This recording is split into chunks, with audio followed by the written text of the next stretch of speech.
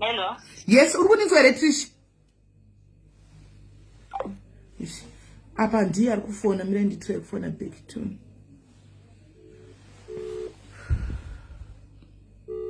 Taita Petronella indakurongo ripiwe.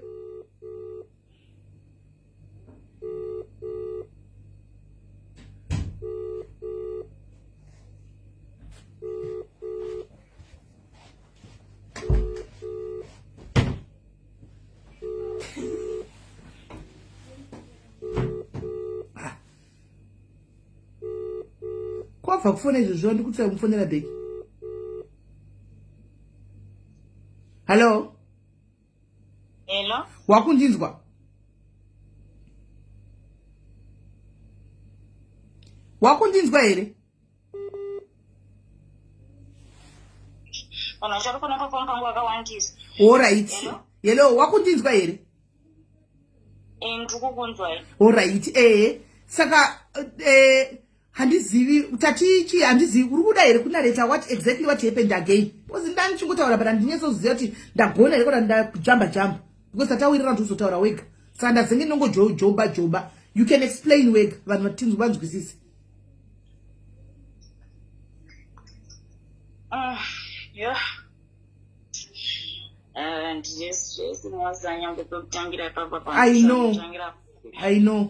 know it's not easy. But try kuzvisingisa unyatsa kugara paposition 1 utsanangure kuti chii chakanyatsoitika. Alright, zvakaitika Wednesday. Vhiki rapfuura. Ndakakwereta 100 rand nemusikana anonzi Momo uyazoshayika. Ndakwereta 100 rand kwaari. Ndabva ndamuudza ndokupa 100 rand yako mangwana. Saka zvaitika ndobva mangwana asvika ndobva tatoswera zvakanaka naMomo that day achitogambula ndandakangogarawo pasaidi pake achigambula and then around 5 ndobva ndaita zvekuti ndakaona first customer yangu ndabva ndakwidza ndikaenda upstairs necustomer yangu. Ndakudzoka downstairs ndabva ndasangana naMomo padhore patoilet inova toilet yedownstairs yevakadzi. Ndasangana naye padhore ipapo. Momo ndobva nditi mari yangu. Saka nditi mari yangu paya ini ndabva ndatomuti mari ndinayo asi unoziva kuti saka ndanchikumbira chinhu ndanchikumbira kana uchikwanisa handinoziva chitobhinipa because tine kabhinifi katinangopa basa kuti mari inoshedza ini. Saka since rinonge ro 100 rand yega ndandinayo ndabva ndamukumbira but haana kuda kunzwisisa. Ndabva ndamuti okay it's fine since wakundituka because abva totanga kundituka. Ndobva ndamuti no it's fine tora 100 rand yako pane kuti undituke ndanchingokukumbira usingade kuunderstand it's fine. Ndobva ndatomupa 100 rand yake ndobva adzika masteps akaenda. Saka pakadzika masteps akaenda akabva abuda akaenda kwaakaenda handisi zvangu akaenda tobva tatoshanda. Time yemanheru ekurara ndikukwidza masteps ndatosvika panoperera masteps edu aya ekuti takubhuka. Malume vari kumopana ndapa malume 100 rand yangu yekubhuka yekurara. Ndapa 100 rand yangu yekubhuka ndakusaina because kana uchipedza pa malume 100 rand unozvisainira wega munyora zita room number yauri neudosh. Ndo Momo paakabva ndabva ndatanga kushedzera pane mumwe musikana mudheveli ari panonzi Michelle ndiwandoshare naye. Ndabva ndatanga kushedzera kuti Michelle ukupi mfunisikie. Ndo Momo paakabva abuda. Aminoti abuda murumu rechi2 here rechi3 but akabuda padhuze ndobva atongoya yakananga pandiri ndichisaina paya. Ndobva andipusha ndobva tatotanga kurwa. Tatanga kurwa paya ina handina kuzviona kuti andivhura nebanga. Muri kuunderstand? Handivhura nebanga ndobva atiza. Saka ndana kuzviona kuti ndatozvibvunza kuti ko ari kutiza because handina kufila kuti anditasiya handibaya nebanga because ndanchiri ndakarwa nechiwewe.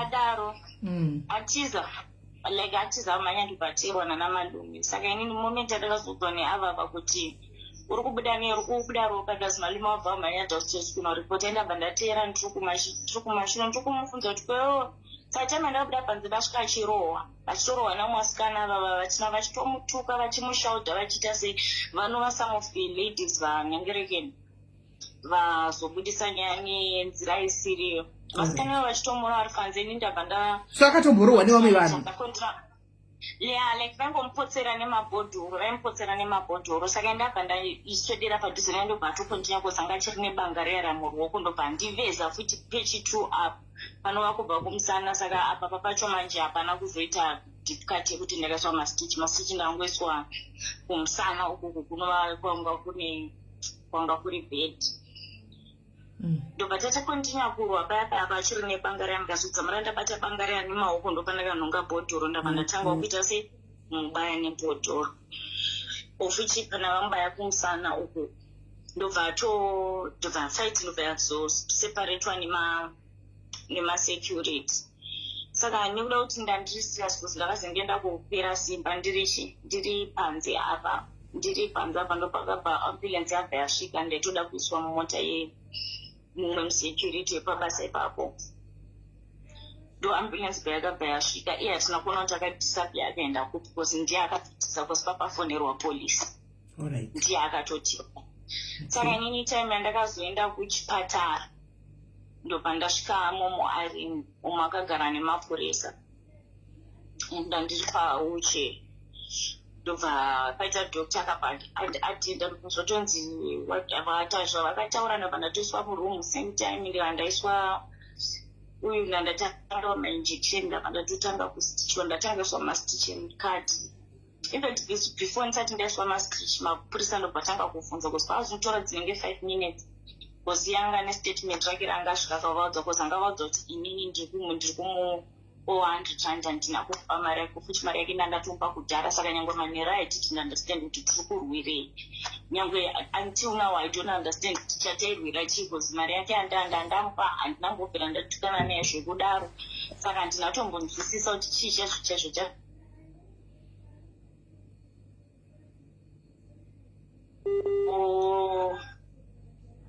hello saka ikoko kuclinic kwacho. Saka since anga panenge statement rake inini mapurisa akuzoona condition yandandiri ndopo akazomoti musikana ndobva ndashedzwa kozi maparamedics akabva ati iyo shamwari yako yakugwaza uko ikatiza. Saka ndopanabva ndinonditopera attention kuari ndakanangomutasani kabva ndachasandikatasa kusaiti ndomapurisa yakabva vazouya kwandiro ndibvunza nandaexplaina ndobva vazomusvedza vakamufunza kuti kwewe nyaya yako haisi kusangana uri kutiwo ndiwe wanzwa mhese uri kutorawo mzee wanga une banga kozi tazodzamara tafonera masecurity vanga vari kubasa vanga varipo pane zvaiitika zvina malume vacho witness achindipa nebanga. Saka nyaya yakatoenda kumapurisa already, mapurisa were involved already. Anoita continue handei nyangwe madoctors vaitore mapurisa angatorwa saka ndihaiwa vari muchipatara mapurisa aya ndobva tomuudza zvikanzi iwe sisi waugona kuti ase hamugona kutaura chokwadi. Saka ndobva vabvunza inini kana ndinoda kuita police case ngava ndatinwa ndoda kuita police case ndoda ngoti tingobuda munhu like tese tingobuda tiri right because I didn't understand kuti ndaitoti neno ndichamubvunza kuti but tatakobwire muri kuandastanda asati tinazombobvira taita time yekuti tinotaura tese muri kuandastanda. So pataka mapurisa pakabva ngoti hai alright ndobva vatovhara nyaya havana fana kutogetsva vakavhura ndobva inini ndatoatendwa nemadhokta ndabva ndasoniwa liya rekutanga remastitch ndabva ndaiswa liya rechi2 ndabva ndazoiswa rechi3 pamusoro rekupedzisira ndabva ndaadmitwa ndabva ndapuwa bed ndaiswa padrip ndakasaka ndichitori panapa iya aitreatwa. Saka aitreatwa like moment aitreatwa ndandakatomufisa kuzi nasati ndaburiswa paarea ipapo. Saka momo akabva apuwa injection rekutanga rechiviri kubva apuwa injection rechi2 rechiviri harina kushanda futi. Saka rekutanga harina kushanda rechi2 harina kushanda ndakatogara ipapapo zvangu zvinhu zvokutoti nyangwe nenonda ndakatotarisa muri kuona kuzi ndanditombori kure naenda yepadhuze taititirwa vanhu pamwe chete muri kuandasimu asi just that inini ndandiri muvhumhu yeemergency chichindo yandandiri. Saka iye manje time apakabewa mainjection papa ndo pakazotanga kuningirikira uyo akatanga unoitwa ngani mafitsi ndoti ndobati azi mafitsi aya panofanirwa pane problem because mainjection munoenda ndichitotaura naye izvezvi ndikumubvunza kuti wai mainjection atisiri kushanda, is there anything chaunotora? Ndobva minoti akapindurana kuti kudina nemadhokta awo saka itotaura kuti anga asingasataure mati anga sapazosvika time yekuti anga asingasade kutaura anga kungoti mirai dhokta achiwabva andibvunza zvikanzi what is she saying? Ndabva ndati she's saying mirai, which means like stop and to beat, you understand? That's what she said. Ndopakabva vati no uyo ari kutamba nesu musikana uyu. Ndopakapeti pane zvimwe zvavakambotanga vakashedza namadhokta akauya vakawanda vakaungana paari. Ndopazvakazondishedza zvikanzi anombotoremba ndati nandizive zvikanzi no musikana uyu masymptoms ake ndemunhu anosva madrugs. Ndikati I don't know. Ndikatovaudza ndikati handina chandoziva kuti anosva madrugs because I've never witnessed muchimuona achiita sei achitora madrugs. Mara chinhu chandongoziva chaitora it was volunteer. Iyo ndobva vati it's also part of drugs chiva chitaura like vakutotaura like vachitondishauta zvinzi it's also part of drug. Usarambe kuti anotora madrugs akutora madrugs because tikuzama daita sei tikuzama da kumutreata panapa. Saka nyange wacho ukasatudza chokwadi ndikati tikuzama da waonesa kuti munhu tinoti like ndorara naye murumu kana kuti ndoita sei tinongoonana mubasa but hatisina that close relationship. Tinotongotaura ese zvingori normal tisina problem but nyangwe neno this day ndatusha kuti chi exactly changaita chaita kuti ndimutsamuse zvotangude panze munotenga bango odzoka muri kuunderstand kuti ayozondibaya plus andimirire kuti andibaya. Ndo madhokta pavakati izvoni no she's a drug hanzi pane kwete vakaudza hanzi she's a drug and the drug what drug user vachitaura nechirungu. Ndobva vatanga kuda kumurutsisa ndobva vati manje takufanirwa kuita sei. Vakatanga kuda kumurutsisa vakatanga kumumwisa these other black thing chavakatanga kumumwisa. Ndobva atanga kurutsa time yaitorutsa achimuka achitorutsa like achiti akamborutsa omboningirike ombozorora. Ndopa akazoiswa paoxygen ndobva vandishedza vakanditi musikana uyu so vaexplaina zvavakaexplaina kwandiri. Indabva ndangowati alright. Ndobva vandichichiita sei kana une hama pechinhu chavakangondudza kuti kana une hama yake aunoziva vaudziva muvigire hembe ufichiri kuona kuti maoko yache akapfeka sei. Ndikati alright ndine ndabva ndafonera ndipfeta anoita zvokufona ndasina foni since ndandanyorerwa manhamba abhosi pasi nemabhosi nemanhamba emamwe masecurity vanga varipo because munhu wese aida kuziva kuti ndiri sei. Ndobva ndaningirike napaya ndobva ndaisa iri voice note ndichikumbira vanhu vari kubasa kuti kana pane anyone anosa hama dzamomo ichaise odziva kuti ari kuno kuchipatara. Nyangwe ivo vacho vari kubasa kuti vazoziva kuti momo ari kuchipatara. Ndini ndakatozovafunda ndikati momo ari kunoku handichatiita zive kwaenda. Momo ari kupi? Ari kuno kuchipatara. Nditori naye kunoku kuchipatara. Ndikavaudzawo condition yaari nezvazvataurwa. Ndikandobva vazombuya nehembe I think it was day it was Saturday pavakazoya nemabhanana vachiya nemabhanana nechichatitigirira zvinhu. Ndobva vauya nehembe dzamomo nyangwe nino ndakatovigirwawo ndirike nedress because hembe dzangu dzadziri kubasa ikoko. Ndobva tavigirwa hembe ndobva ndavaudzawo ndikati because since momo wangu asiri kumuona ndikatovaudza ndikati bvunzai dhokta uyu ndiye dhokta wandarapedzisira kuona achiita sei achitreata momo but momo zviri kunzi ari pakona apa paende ndaitomuona pese ndaitomuona ndichitopfuura ndichimuona zvotangwe musi wandadischargwa Sunday. Wakadischargwa hauna kutiza wega? Mati? Wakadischargwa nadhokta hauna kutiza? Handina kutiza. All that proof is there and zvinoitika kana ukadischargwa uyu koleni try kukusendera inonzi chii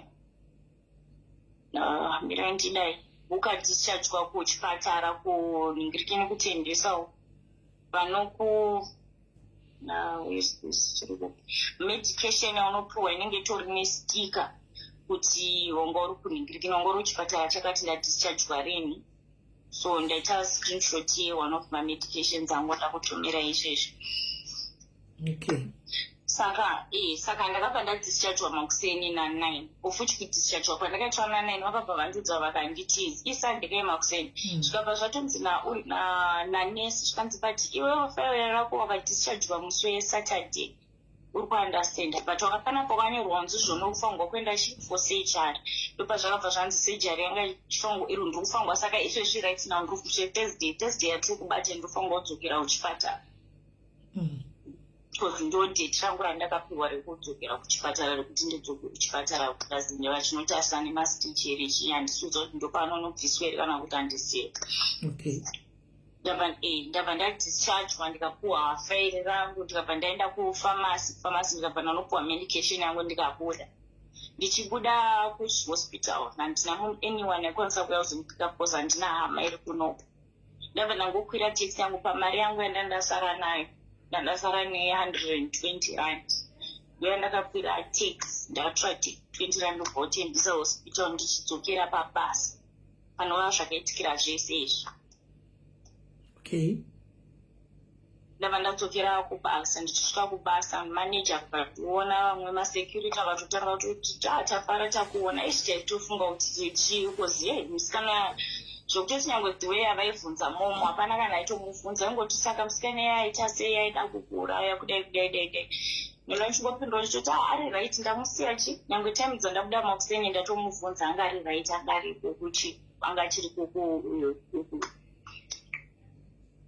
kuchipatara.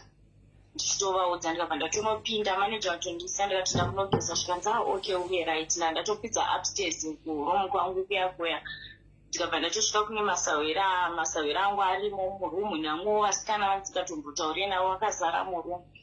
Vese vakatofara kundiona chichi ndikabva ndangovati but I'm worried. Ndichitovaudza chitoti ndikati ndiri worried nani namomo because kana ari paoxygen handisi kuziva kuti chii zvazosvika sei ikoko munounderstand.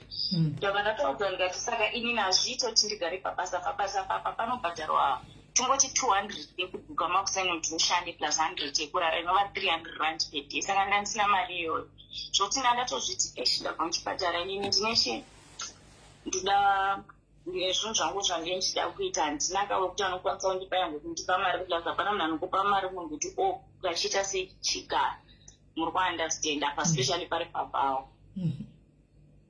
Saka inini ndopa ndabva ndangogeza ndabva ndangochinja ndikabva ndaita sei ndabura. Ufichi kubuda uku kwanda ndikatobuda ndikatooneka kune vasikana vazhinji ndikatoti ndakuenda ndikunoita sekunozovura mastich achimboita sei achioma. Saka wakaoneka uchibvapo? Ndakatooneka zvokutoti vazhinji vacho vanotozva vari kutozviziva kutoti amaraundi ndatoneta nekutoramba ndichitovaudza kuti guys musafambe muchiudza vanhu kuti chii kuti ndakatiza inini ndisina kutiza kubva musi uyu kunda ndakangomirira mapurisa because ndo vanhu vandandakatomirira hama dzake mapurisa ari kuziva kuti uri kupi vachandifonera. Hapana kana ndakambopera nyangwe I was expecting nyangwe kufonerwa kuti mapurisa ati ari kunditsvaga kana kuti kuonawo mapurisa achisvika pandiri but hapana because ndikutongozvifambira ndikutozama ndakatomirirawo nyangwe ndini I was expecting kuti mapurisa kana kuti hama dzake since iye anga avhura kesi uku ikaita sei ikarambwa. Saka inini chivanhu handachinyanyo expecta dzadziri hama dzake kuti vachandibvunza kuti ko chii chakaitikawo kune mwana wedu muri kunzwisisa. Ofisha handina munhu kana wekumba kwavandifonera because ndandichitodawo kuziva kuti ndivaudze kuti chii chakaitika ndichitorawo navo nchiita sei. No postmortem iri kuitwa hanzi iri kuitwa postmortem ndaudzwa nasisire musikana nyakufa kuti postmortem iri kuitwa because pane imwe information iri kubudawo handina ndiri kutaura zvinhu zvandisingahwisisi guys zvandisingazivi but muri kuona kuti nyaya yacho yatotora twist. Muri kuona zvandachitaura kuti yotaure nyaya yako wega. Can you see guys kuti nyaya iyi yatotora twist because kana uchiti iwewe wakaoneka and the police they have only details hakuna munhu akufonera iwewe wakafind out rini kuti mumwe wako akashaya. Inini ndakazoita zvokudzwa because pandakadischargwa kuhospital musi weSunday ndakasiya momo anga aripo momo anga asati ashaya. Ndatozozwa zvazotanga kufamba zvichinzi hanzi momo ashaya ndatotanga kuzvihwa yakatanga iri Monday, of which mina Monday yacho handina kuzvibhiliva ndichiti pane aende here kuhospital, because as far as I remember hapana munhu anga ari kuuya kuhospital kuya kuzocheka munhu, pane aende here. Saka ndongori mubvunzo wangu kuti kune vamwe ava plus hama dzamomo chako ndaitoda ndakakuzvezvilagira ndandikutotarisira nakatotarisira kuti pamwe pane achafona achiti ndinohama yamomo ndovatsanangurochi zvakaitika ndichitaurawo navo ndichivaudzawo zvakaitikawo muri kuona. Ha, okay, saka uri kuti izvozvi right now mapurisa ekuke mapurisa akata muri kuti makataura nawo ndekupi?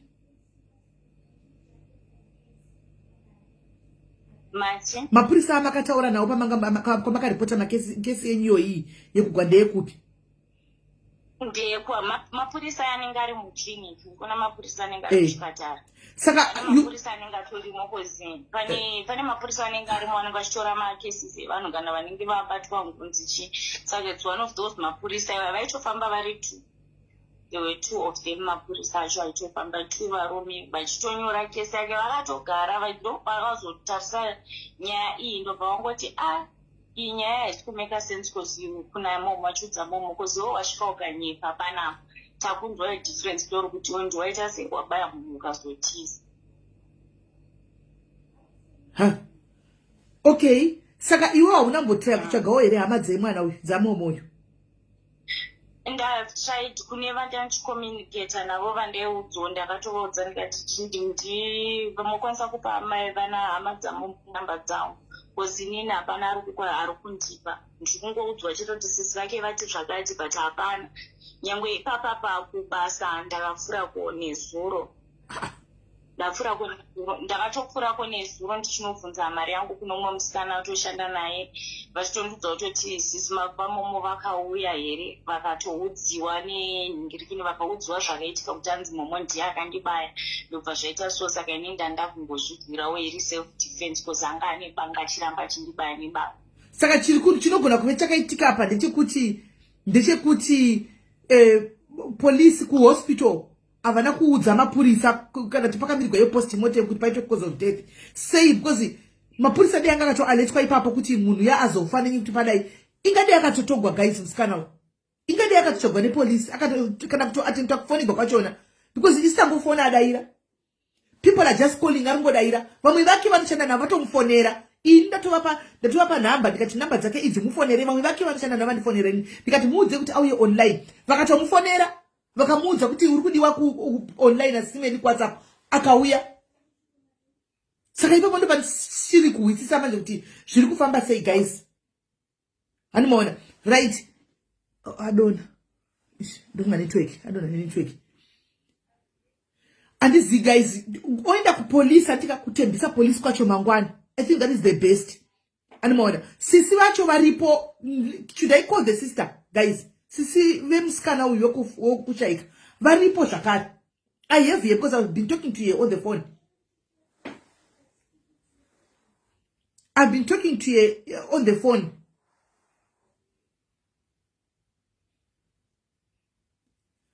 Ina ndizo wisisi wangu guys. I'm not understanding the issue.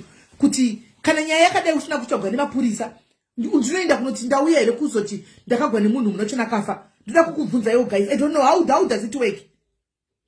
How does it work guys? Let's be honest, fair and honest here. How does it work? Arikuti iye kesi yavo vakatoipota kumapurisa ende kutora chokwadi kudischarge I doubt. Because actually the medication E. This is the medication E. Initone starake E. Medication yakapiwa E. Ine starake. Kana pachinge pasvika munhu ndoenda here kunotaura kuti ndauya takaripota takanga tazogwa munhu yazofa ndauya panoitwa sei? Afaunda polisi anti please man, ndikutobvunza. I'm just asking. I don't know if you're saying kuti are you serious mukura kuti ndikutobvunza. This is Africa my sister. It's not America. Africa kasanene kuno kuma first world uri kwamuri kunoku. Animaona zvakatosiyana guys. I'm asking honestly. isaka iAfrica iyo zvasara nekunoku guys